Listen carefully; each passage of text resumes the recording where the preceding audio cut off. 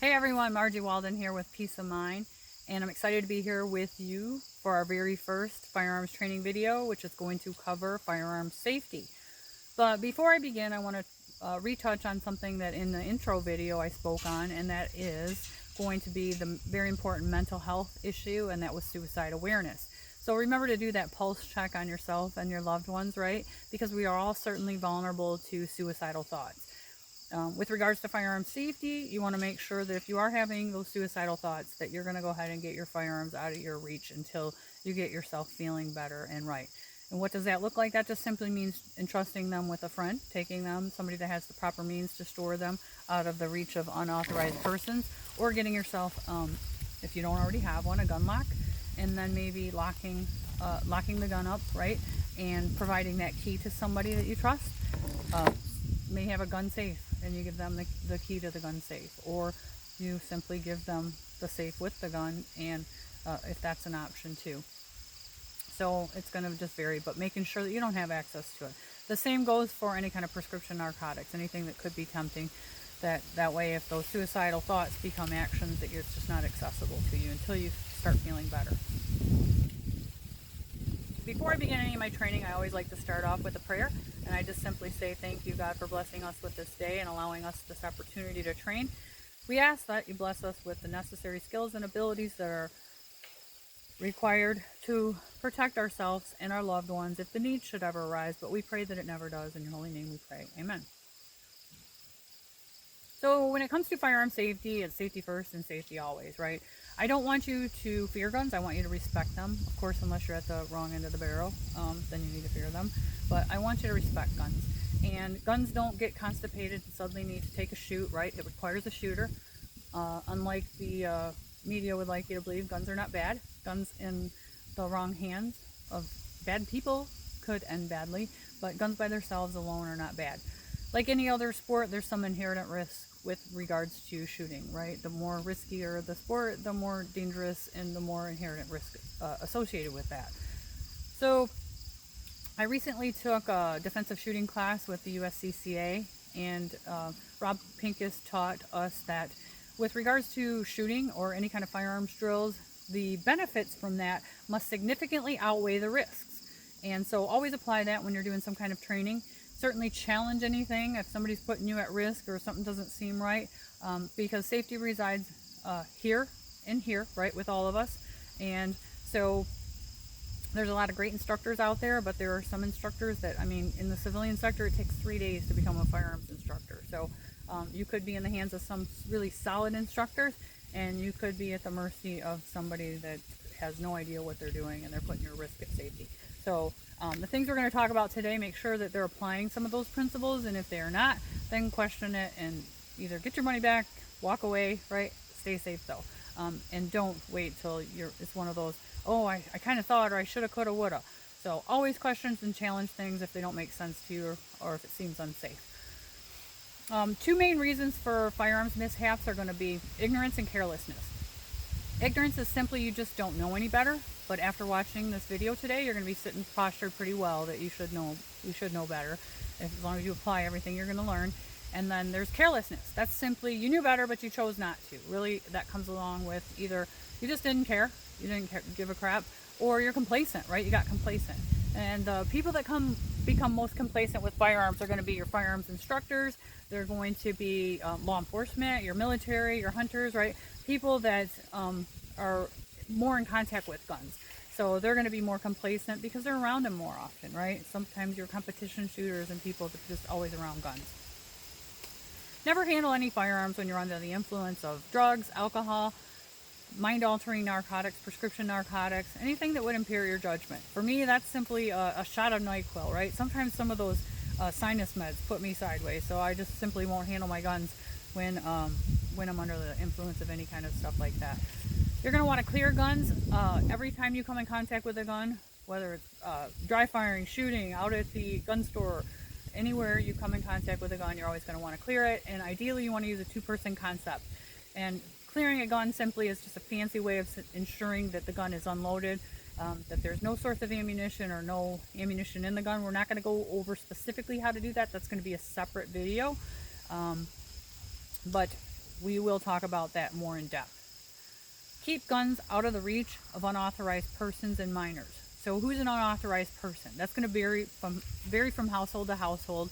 And so in my household, we are what they call dinks in the military. It's double income, no kids. So we have 4 dogs and 8 horses. Don't have to worry about those coming in contact with my guns, right? But anytime that I have visitors, minors in the house or company, we definitely get those guns up and out of the reach and stored properly so that they're not accessible to any of those people. There are some general rules with regards to firearms that all the industry pretty much agrees upon. Everybody has their flavor of what they label the title of them as, but USCCA calls them universal rules, and everybody kind of agrees upon all of them. And what that is you want to treat guns how? As if they're loaded, right? And why is that important? Because they might be, right? And so you always want to treat guns as if they're loaded. How many times have you heard when it comes to a firearms mishap, he or she didn't think what? That the gun was loaded, right? And so if you treat it in the manner in which it's always loaded, then you won't go wrong with that one. The other 2 disciplines I would like you to master are going to be muzzle and trigger discipline. And what do I mean by muzzle discipline? Muzzle discipline is simply a fancy word for the end of the barrel, right? Think of muzzle as your horse's muzzle, right? The end of the horse's mouth, or your dog's muzzle. And it's just simply making sure that that gun, that muzzle, is not covering anything that you don't want to shoot, kill, destroy, right? Injure, wound, mangle, whatever you want to call it. And so what do I mean by flagging? That's simply that muzzle is always pointed in a safe direction. What is a safe direction? That's going to vary from your environment to environment. So out here on my range, down is a safe direction. I have a pretty soft ground, not a lot of rocks for ricochets and things like that, right? But with regards to down, you want to make sure that that muzzle is not covering my feet, it's not covering any of my flesh in my legs and whatnot. So muzzle control is very important. Sometimes up is the only proper direction, but with regards to up, remember what goes up comes down. And if you go up with it, you want to make sure that that muzzle is past your head, so you don't shoot yourself in the head, right? Probably my least favorite is up, but sometimes that's your only option, depending, again, environment dictates that, right? Quite commonly with your indoor ranges, it's going to be straight out and level with the berm or the backstop of that particular range. And I always challenge my students to try to pretend like you're balancing a dime on the top of that slide, so that way it keeps you up here. Because if you've got a concrete floor and they're doing this, or they're coming up with it, shooting your ceiling or shooting your, sometimes the target backers or the target wires, you want to make sure keeping it straight out level. So that's quite commonly going to be the safe direction. But again, environment will dictate that, so always think about where that muzzle is with regards to that, and that'll help you with that. Trigger discipline is simply keeping that finger off the trigger until you're on site, you've identified your target, and you are actually ready to take the shot. So you're on site, you're ready to shoot, that's when your fingers should be here. Guns are designed ergonomically for our fingers to go here, and we've been probably brainwashed subconsciously by Hollywood to have our fingers here, right? Because every time you see a cop movie, what are they doing? They're going in, they're clearing the building, or they're responding to a call, and their fingers here on the trigger. Guns are designed ergonomically for your finger to fit comfortably there, but I want it to be comfortable for you to do that. And that's something that you can master without doing live fire. You can certainly do it with live fire too. It's simply extending the gun, shoot, come off the trigger, come back in, right? But you could do that with a squirt gun. Heck, you could even use a Windex if you needed to. But basically, I want you to build that muscle memory. It takes 3,000 to 5,000 repetitions to do that. So you can do that with just your hand, though. Simply taking your hand and shoot, finger up, shoot, finger up. Just building that muscle memory, that repetition, and that's going to help you to do that. I want it to be where it's comfortable for your hand to be resting up along that rail of the gun. That's where it should be until you're ready to shoot, right? Lastly, knowing your target and what's beyond it. Why is that important? So we often get fixated on what we're shooting, right? We get that tunnel vision. So we're only focusing on our target instead of what's beyond it. And what happens? Bullets don't always stop in the intended target, right? or you might have a miss. So you need to know your target and what's kind of beyond it, what's going on back there. Out here for me, I have an outdoor range, a very good solid berm hill that I use for my backstop. Don't have to worry about guns leaving the range, or rounds leaving the range I should say, but oftentimes I go back there and I check for any wildlife, and I make sure that I don't have any trespassers, state land wanderers before I begin any kind of live fire shooting, right? I just do a sweep behind my targets, which are just constructed of some plywood, so real simple range, but nonetheless I check that. And then lastly, never attempt to catch a falling gun. What do I mean by that? If you were to drop a gun out of your hand, don't try to catch it, right? Because that could end catastrophically. You end up putting your finger in the trigger weld there and you shoot yourself. Most guns are designed with internal blocks that don't allow that firing pin to go forward and strike that primer. Again, safeties are mechanical features that can fail, but nonetheless, you never want to catch a falling gun. So when I go to an indoor range, I know I always rookie hunt, so I look for people that are violating this muzzle and trigger discipline. And with regards to that muzzle discipline, it's real easy to get away from people.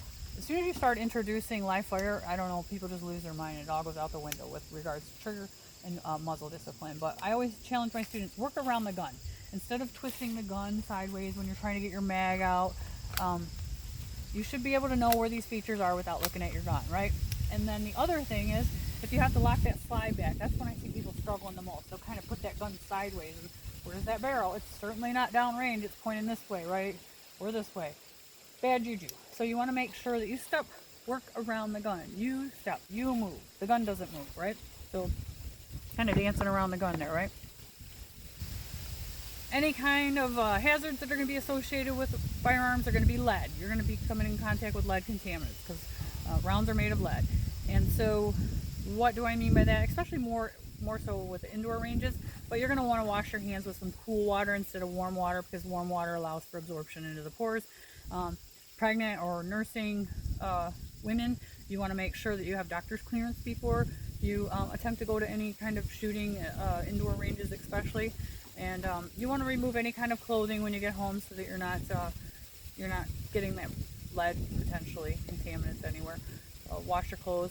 But again, using cool water on your hands and face, you're going to come in contact with some noise, so you're going to want to get some good hearing protection, right? Hot brass is another thing that's often not talked about. So if you experience hot brass, you're not going to die, right? Set the gun down, then address the hot brass. So there's some things we're going to talk about that you can do to mitigate that as well. Cleaning solvents. A lot of times cleaning solvents will have hazards in them, so you want to make sure that you're wearing some good protective gloves. If that's the case, squib loads are another thing. Misfires, slow fires, and squib loads. So a misfire is simply you go to shoot the gun and nothing happens, right? Oftentimes it's either the gun is unsafe, something's not chambered, but if everything's set up right, you got one chambered, the firing pin actually strikes the primer and the round does not go off, you want to treat it as what it's called a slow fire, which means the propellant is just slow burning, and it could take up to 20 to 30 seconds for that round to go off. So treat all misfires, meaning squeeze the trigger, nothing happens, as a slow fire. Pause, wait that 20 to 30 seconds. If nothing happens, then you should be good to go. Then you have what they call a squib load. So a squib load is simply you squeeze the trigger and you get a pop versus a pop, right? Or a bang versus a bang. Usually a significant difference in recoil with regards to the gun too, but not always. And a squib load simply means that there wasn't enough propellant to send the round completely down your barrel. So the round is actually, the bullet is lodged in your barrel still. And so the last thing you want to do is send another round through, right? So if you think that you've got a squib load, what you're going to want to do is just rod that barrel. So you're going to want to clear the gun, take the slide off, rod the barrel, and make sure there's nothing down the barrel before you send another one down. Again, most of your decent, reputable guns are designed to take a squib load. So that means 1 or 2 rounds through it. I've actually seen a Beretta 92 FS with 5 squib loads through the barrel. It looked impregnated. Couldn't believe it. I don't even know how that person didn't know at that point, but nonetheless it happened. I saw it firsthand. It wasn't like through a friend and secondhand news. I actually saw the barrel. So it was a 92 Beretta FS, solid gun. Took 5. So yeah, there's that. The other thing is hot loads, bad ammo, right? If you're getting reloads from somebody and Also, if you're going to be shooting any kind of like PP plus, I call it the Tim Allen ammo, or Allen ammo on crack, right? The beefed up ammo. You want to make sure that your barrel is capable of taking that. And how do you know that? You can either refer to your manual. Oftentimes it's stamped on the barrel of the gun. Contact the manufacturer if you're unsure. So gun malfunctions, you can become a victim of a gun malfunction, right? Something could end up, parts go bad. You always want to do your functions checks on your guns and have an armor look at them every couple years and make sure that they're, you know, they're still got all the parts and things are functioning like they're supposed to. You're going to want to get some good ear and eye protection. Ear pro and eye pro is crucial every time you shoot.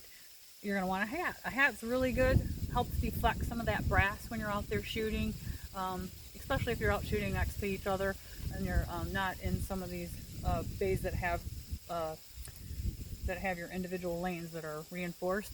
And also remember, some of those lanes are only like plywood. Some of them are constructed of solid steel, so that's why it's important to rookie hunt. Make sure if you see somebody doing something that doesn't seem right or look right, wait till they're done shooting and then go and shoot. Or excuse yourself if there's another bay. Go to another bay if that's an option for you, right? Or address that issue with the RSO or like an employee there. Say, hey, this person's, you know, doing this or whatnot. Don't never put yourself in a situation where you're going to be unsafe. Long sleeve shirt's always a good idea. But again, you're shooting in 90-degree weather. You're definitely not going to wear a long sleeve shirt. I shoot in short sleeves all the time, especially when I'm shooting outside. So long sleeve shirt, not always an option, but it helps with that hot brass, right? No low cut shirts, because I promise you ladies, it will give booby trap a whole new meaning. It's not going to, you're not going to die. So again, if you have that hot brass experience, you're going to want to set that gun down first before you address that hot brass. And no open toed shoes. So make sure that you have your toes covered, because again, that hot brass. Every range is going to have specific rules. Make sure you know where your first aid kits are and then how to call in with the location of the ranges if you did experience an issue.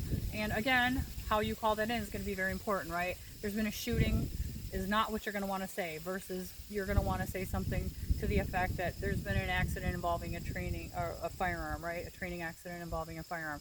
Whole level of response from first responders is going to be different if you communicate that one way versus the other. Clearing and unloading your guns are going to be some future topic videos that we're going to talk about. And so loading and reloading, immediate remedial action. We're going to talk about some basic shooting fundamentals, marksmanship versus defensive shooting. We're also going to talk about identifying handguns or actions, some nomenclature, it's just a fancy word for identifying the parts of the gun, and things to consider on how to properly select a handgun. So that's really important because just like much like a starter spouse, right? You don't want that. You want the perfect fit and the perfect gun the first time you go out there. Not I have ladies sometimes show up and tell me that you know, Uncle Bobby or Joey from the Army told them to go out and buy this 1911, and although it's a fabulous gun, it probably wasn't a good choice for that person at the time to suit their needs. Not something that they may end up growing into, but nonetheless, I think if you watch that video, if you haven't selected a gun yet, that'll be very helpful in helping you to identify some things that you're going to want to consider before you do buy that gun. We're going to also talk about concealment versus cover and why that's important, and things to think about with regards to that, and some support too. And then ammunition and the different components of the ammunition and different types of ammunition, some gear and gadgets. And then we're also going to talk some more about mental health issues. I recently took a first aid class, a mental health first aid class that was offered by the VA. They brought it out to the military for us. And it was a great class. It was 8 hours long. And I've also taken a resiliency class. So I think it's very important to talk about some of those issues. And so I'll have some side videos for those topics as well. I hope you're enjoying the video, and I hope that you stay safe and have a blessed day. Thank you for being here.